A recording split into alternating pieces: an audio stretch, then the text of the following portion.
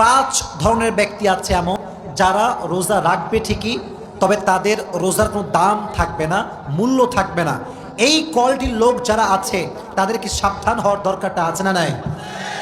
এক নাম্বার, ওই ব্যক্তির রোজার দাম আল্লাহর কাছে 2 পয়সাও নাই যে ব্যক্তি রোজা রাখে জবানের হেফাজত করে না।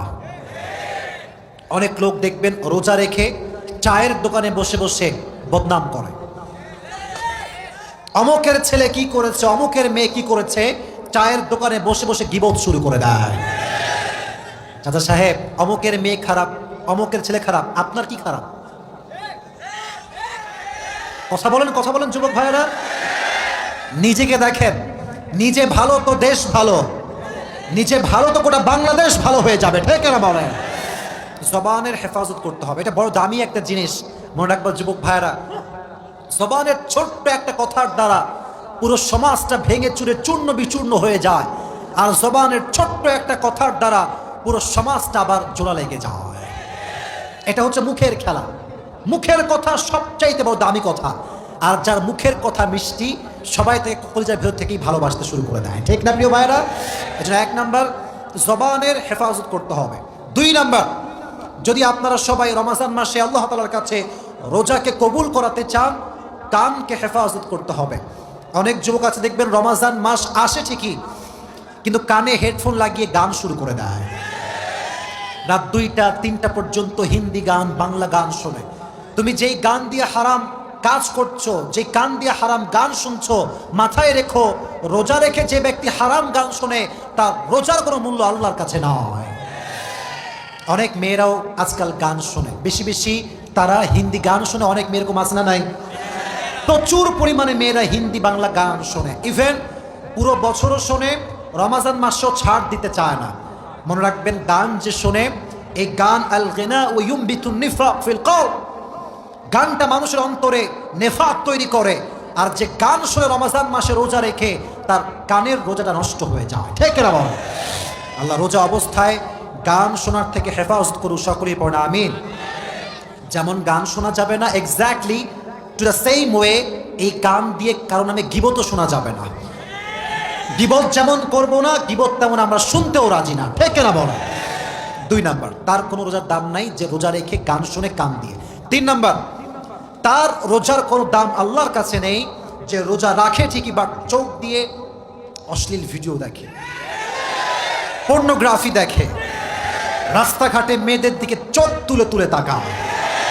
চোখের হেফাজত করবে না যে, তার রোজার দাম আল্লাহর কাছে 1 পয়সাও হতে পারে। কুল্লিল মুমিনিনা ইয়াগুযু মিন আবসারিহিম ওয়া ইয়াহফাযু ফুরুজাহুম। আল্লাহ রাব্বুল আলামিন বলছেন, হে নবী, আপনি আপনার উম্মতদেরকে বলে দেন, হে মুমিনরা, যখন তোমরা কোনো গায়রে মাহরাম নারীর দিকে চোখ উঠে যাবে, লোয়ার ইউর গেজ, চোখটা নামায় দাও আর সকলেই পড়বা আস্তাগফিরুল্লাহ। এই চোখটা হেফাজত সবাই করবেন তো ইনশাআল্লাহ? রমজান মাসে যুবক ভাইদের সবচেয়ে বড় প্রবলেম, মেয়েদের সবচেয়ে বড় প্রবলেম কি জানেন? দেখবেন রমজান মাসে অনেক যুবক আছে, অনেক মেয়ে আছে, সারা রাত কিন্তু তারা ঘুমায় না। তারা ভাবে সাহারি করে ঘুমাবো, আর সারাটা রাত ইউটিউবে নাটক, সিনেমা, পর্নোগ্রাফি দেখে দেখে জীবন যৌবন নষ্ট করে ফেলে দেয়। রমজান মাস সামনে আসছে, আমরা চোখকে হেফাজত করবো, রাজি আছেন তো ইনশাআল্লাহ? 3 নাম্বার। 4 নাম্বার, সেই ব্যক্তির রোজার দাম আল্লাহর কাছে নেই যে রোজাও রাখে আবার মাস্টারবেশনও করে, হস্তমৈথুন করে, রোজা রেখে হস্তমৈথুন করে। যে রোজা রেখে হস্তমৈথুন করে তার রোজা সেই মুহূর্তে ভঙ্গ হয়ে যায়। মেহেরবানি করে রোজা রেখেছো কেন? নিজের নফসকে কন্ট্রোল করবার জন্য। রোজা রেখে কোনো নারী, কোনো পুরুষ এই মাস্টারবেশনের মতো জঘন্যতম কাজ করতে পারবে? আল্লাহ বোঝার তৌফিক দান করুন, সকলে পড়া আমিন। 5 number, and that is the last point that I would like to share with you, সেটা কি জানেন? রোজা রেখে যে হারাম খায় তার রোজার দাম আল্লাহর কাছে নাই।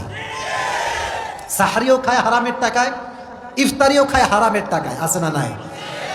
আপনি হারাম খেয়ে না খেয়ে থাকবেন, রোজা রাখবেন ঠিকই, বাট হারাম যে খায় তার রোজার দাম আল্লাহর কাছে নয়। এজন্য আপনার রিজিক হওয়া চাই হালাল, খাবার হওয়া চাই হালাল। আল্লাহ আমাদের সবাইকে হালাল রিজিক ভক্ষণ করার তৌফিক দান করুক, সকলে পড়া আমিন। আমাদেরকে আল্লাহ হারাম রিজিক থেকে বেঁচে চলার তৌফিক দান করুন, আমিন। অনেক ছেলেপেলে আছে দেখবেন আমাদের বাংলাদেশে, গাল হচ্ছে টপ্পা টপ্পা গাল, ভুড়ি হচ্ছে লম্বা ভুড়ি, রমজান মাসে রোজা রাখতে চায় না। এরকম যুবক বাংলাদেশে আছে না নাই?